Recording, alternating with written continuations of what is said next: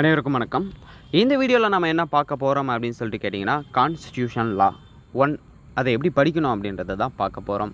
So already நிறைய subject வீடியோஸ்க்கான post பண்ணியிருக்கோம். நம்ம வந்து இன்ட்ரோடக்ஷன் வீடியோ என்னென்ன புக் வாங்கணும் அப்படின்னு சொல்லிட்டு வீடியோவே மேக் பண்ணி போஸ்ட் பண்ணிட்டோம். அந்த வீடியோக்கான பிளேலிஸ்ட்டுக்கான லிங்க்கை கீழே டிஸ்கிரிப்ஷனில் கொடுக்குறேன், மறக்காமல் போயிட்டு பார்த்துக்கோங்க.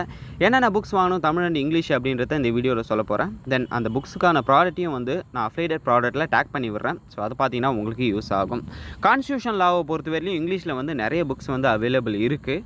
பட் இதில் நான் சஜஸ்ட் பண்ணுற புக்கு என்ன அப்படின்னு சொல்லிட்டு பார்த்தீங்கன்னா, சுக்லாவும் பாண்டேவும் வந்து நான் சஜஸ்ட் பண்ணுறேன். ஏன்னா இது ரெண்டு தான் வந்து ஆதி காலத்து புக்குன்னு சொல்லலாம். ஏன்னா எல்லாருமே பார்க்குறது இந்த புக்கை தான் பார்ப்பாங்க. ஸோ இதையும் நீங்கள் பார்த்தீங்க அப்படின்னா உங்களுக்கு யூஸ் ஆகும். இது இல்லாமல் சிம்பிளாக ஈஸியாக உங்களுக்கு அண்டர்ஸ்டாண்ட் பண்ணிக்கிற மாதிரி புக்ஸ் வந்து நான் ப்ராடக்ட் பார்த்தேன். அதையும் அஃபிலியேட்டட் ப்ராடக்ட்டில் டேக் பண்ணி விடுறேன். ஸோ இங்கிலீஷில் புக் வாங்கணும்னு நினைக்கிறவங்க இதை வாங்கிக்கலாம். தமிழை பொறுத்தவரையிலும் நிறைய புக் அவைலபிள் இருக்குது. பட் எல்லாருமே சஜஸ்ட் பண்ணுற ஒரே புக்கு சந்திரசேகரன் தான்.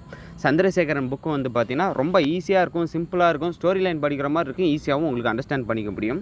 ஸோ தமிழ் புக் வாங்கணும் அப்படின்னு நினைக்கிறவங்க சந்திரசேகரன் வாங்குங்க. அது இல்லாமல் இன்னும் 2-3 புக்கை நான் வந்து ப்ராடக்ட்டில் பார்த்தேன், அதையும் நான் டேக் பண்ணி விடுறேன். வேணுன்றவங்க தமிழில் புக் வேணுன்றவங்க அதை போய்ட்டு பர்ச்சேஸ் பண்ணிக்கோங்க. இப்போ நம்ம சிலபஸில் என்ன இருக்குது அப்படின்றத போய்ட்டு பார்க்கலாம் வாங்க.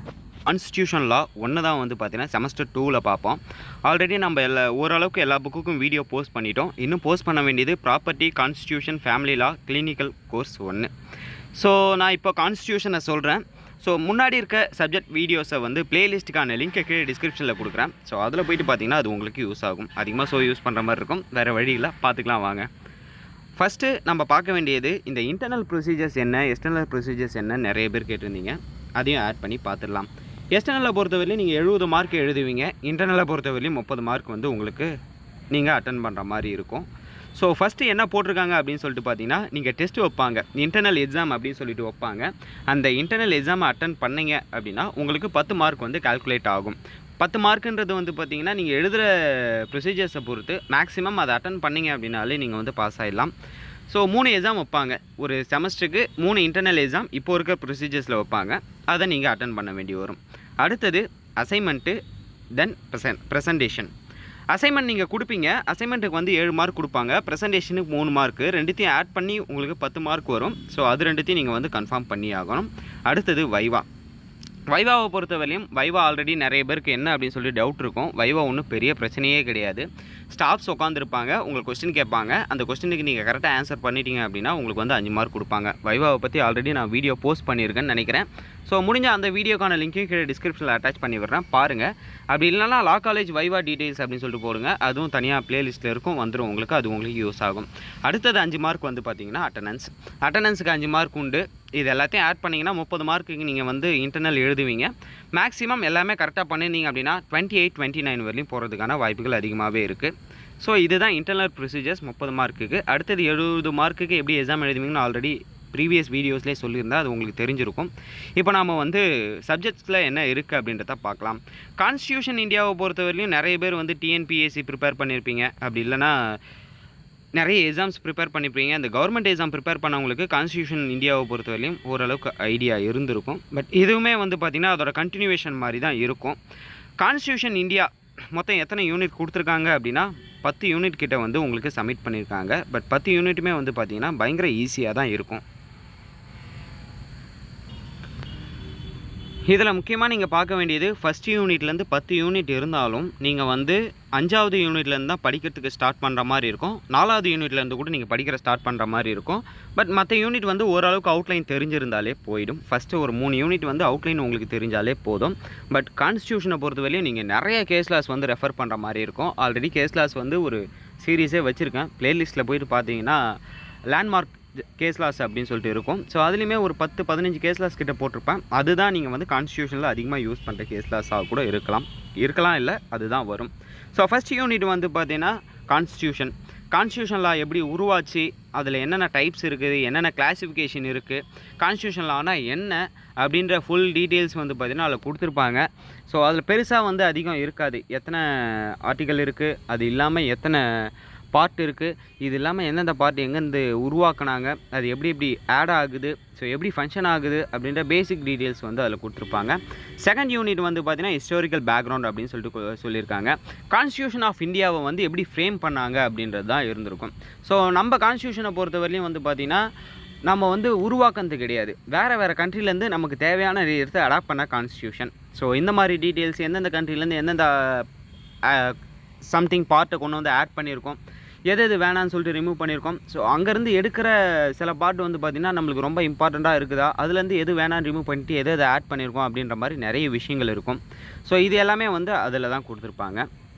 அடுத்தது தேர்ட் யூனிட் வந்து பார்த்திங்கன்னா நேச்சுரல் கான்ஸ்டியூஷன் வந்து எப்படி ஃபங்க்ஷன் ஆகுது, அதோட நேச்சுரல் என்ன அப்படின்ற டீட்டெயில்ஸ் தான் வந்து தேர்ட் யூனிட்டில் கொடுத்துருப்பாங்க.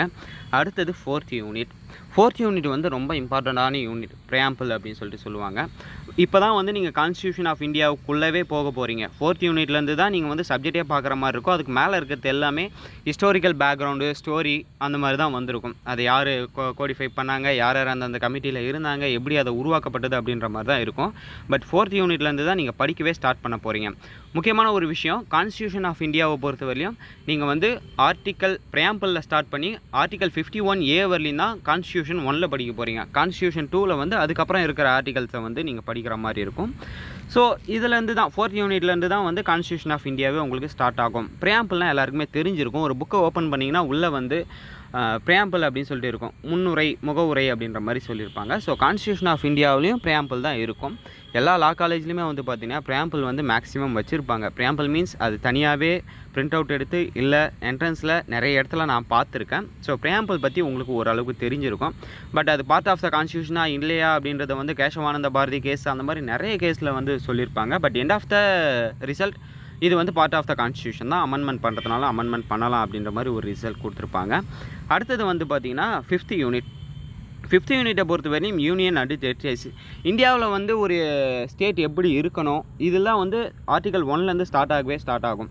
ஸோ இந்தியாவில் வந்து ஒரு ஸ்டேட்னால் எப்படி இருக்கணும், ஸ்டேட்டுக்கு வந்து பவுண்ட்ரிஸ் எப்படி நிர்ணயிக்கணும், ஒரு புது ஸ்டேட்டை எப்படி க்ரியேட் பண்ணலாம், இருக்கிற ஸ்டேட்டை வந்து சின்னதாக்க முடியுமா அப்படின்ற டீட்டெயில்ஸும் கொடுத்துருப்பாங்க. அதே மாதிரி அமெண்ட்மெண்ட் பண்ணுறதுக்கான ரைட்ஸும் கொடுத்துருப்பாங்க. இதில் தான் ஃபஸ்ட்டு அமெண்ட்மெண்ட்டே நடந்தது. அதில் போட்டிருக்காங்க பாருங்கள் சிலபஸில் 35th அமெண்ட்மெண்ட் அப்படின்ற டீட்டெயில் கொடுத்துருக்காங்க, 35th 36th அமெண்ட்மெண்ட்டு. ஸோ இதில் அமெண்ட்மெண்ட் பண்ணுறதுக்கான ரைட்ஸ் எல்லாமே இதில் கொடுத்துருக்காங்க. அடுத்தது 6th யூனிட் சிட்டிசன்ஷிப்பை பொறுத்தவரையிலும் இந்தியாவில் சிட்டிசன்ஷிப் வாங்குறது எப்படி வாங்கணும் அப்படின்றதையும், கான்ஸ்டியூஷன் பேஸில் எப்படி கொடுக்குறாங்க அப்படின்றதையும், இந்த citizenship under the citizenship act அப்படின்னு சொல்லிட்டு ஒன்று இருக்குது 1955. இந்த ஆக்டை கான்ஸ்டியூஷன் பேஸில் உருவாகி இது பேஸில் தான் வந்து நீங்கள் சிட்டிசன்ஷிப் கொடுக்கணும் அப்படின்றத வந்து உருவாக்குறது இந்த சிட்டிசன்ஷிப் தான். இது வந்து ஆர்டிகல் 12ல் ஸ்டார்ட் ஆகும்னு நினைக்கிறேன். ஸோ இது வந்து நீங்கள் ஓரளவுக்கு பார்த்துக்கிட்டீங்க அப்படின்னாலே போதும். அடுத்தது வந்து 7th யூனிட் ரொம்ப இம்பார்ட்டண்ட்டான யூனிட், ஃபண்டமெண்டல் ரைட்ஸ். ஸோ இதை வச்சு தான் freedom of speech, freedom of expression, எங்கே வேணாலும் நீங்கள் வணிகம் செய்யலாம், எங்கே வேணாலும் நல்ல கருத்துக்களை முன்வைக்கலாம். ஸோ இந்தியாவில் எல்லாருமே இயங்கிறதுக்கு பேஸாக இருக்கிறது வந்து பார்த்திங்கன்னா ஃபண்டமெண்டல் ரைட்ஸு. ஸோ இதை பற்றி டீட்டெயிலாகவே கொடுத்துக்கிறது வந்து பார்த்திங்கன்னா இதுதான், இந்த ஆர்டிக்கல் தான் பார்க்கணும். இது ரொம்ப வந்து யூஸ்ஃபுல்லான ஆர்டிக்கல், சரிங்களா? ஸோ இதை வந்து நீங்கள் வந்து பெருசாக பார்க்கணுமா அப்படின்னு சொல்லிட்டு கேட்டிங்கன்னா எஸ், பெருசாக தான் பார்க்கணும். 7, 8 ரெண்டுலேயுமே வந்து பார்த்திங்கன்னா பயங்கரமான இம்பார்ட்டண்ட்டான ஒன்று. நீங்கள் ஒரு ஆர்டிக்கலையும் உள்ளே இருக்கிற சப் பார்ட் எல்லாத்தையும் சேர்த்து தெளிவாக உட்காந்து படிக்கிற மாதிரி இருக்கும். இது ரொம்ப வந்து உங்களுக்கு யூஸ்ஃபுல்லான ஒன்றா இருக்கும். ஸோ நிறைய விஷயங்கள் வந்து இதில் வந்து சொல்லியிருப்பாங்க. அடுத்தது வந்து 9 வந்து DPSP, directive principles of state policy அப்படின்னு சொல்லிட்டு சொல்லுவாங்க.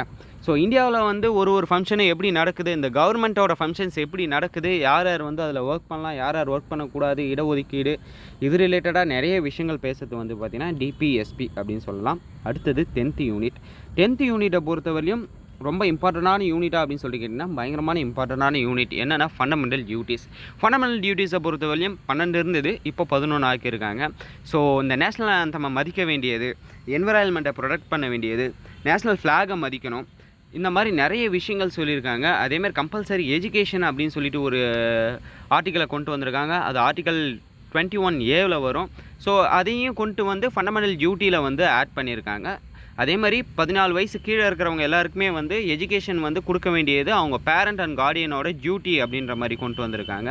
இது எல்லாமே இந்த எஜுகேஷன் சிஸ்டம், தென் எல்லாமே பவர் கொடுக்கறது வந்து பார்த்திங்கன்னா இந்த கான்ஸ்டியூஷன் தான். Compulsory education, fundamental rights, fundamental duties. நீங்கள் கான்ஸ்டியூஷனை படிக்கணும் அப்படின்னா ஆர்டிகல் 51A இந்த பேசஸ் எல்லாமே தெரிஞ்சிருந்தால் தான் நீங்கள் அடுத்த யூனிட்டை வந்து கண்டினியூ பண்ண முடியும். ஸோ இதில் நீங்கள் இம்பார்ட்டன்ட் கொடுத்து படிக்கிற மாதிரி இருக்கும். ஓரளவுக்கு கவர் பண்ணியாச்சுன்னு நினைக்கிறேன். எக்ஸாம்ஸ் சேம் சிலபஸ் தான். என்ன கேட்பாங்க அப்படின்னு சொல்லிட்டு ஆல்ரெடி தெரிஞ்சிருக்கும். 3 12 மார்க் கேட்பாங்க பார்ட் ஏவில், அதில் 2 எழுதணும். அடுத்தது பார்ட் பியில் 3 7 மார்க் கேட்பாங்க, அதில் 2 எழுதணும். அடுத்தது பார்ட் சியில் வந்து பார்த்திங்கன்னா 7 4 மார்க் கேட்பாங்க, அதில் 5 எழுதணும். பார்ட் டியில் ஆஸ் யூஷுவல் ப்ராப்ளம் 3 கேட்பாங்க, நீங்கள் வந்து 2 எழுதணும். நார்மல் பேட்டர்ன் தான் இதில் இருக்கும். ஸோ எல்லாத்தையுமே கவர் பண்ணி ஒரு வீடியோவாக மேக் பண்ணி போஸ்ட் பண்ணிட்டேன்னு நினைக்கிறேன். இது உங்களுக்கு யூஸ் ஆகிருக்கும்னு நினைக்கிறேன். அடுத்தடுத்த வீடியோவில் அடுத்தடுத்த சப்ஜெக்டை பார்க்கலாம். வேறு ஏதாவது டவுட் இருந்தால் கீழே கமெண்ட் செக்ஷனில் கமெண்ட் பண்ணுங்கள். அதையும் நான் ஒரு வீடியோவாக மேக் பண்ணி போஸ்ட் பண்ணி விடுறேன். தேங்க்யூ கைஸ், பாய்.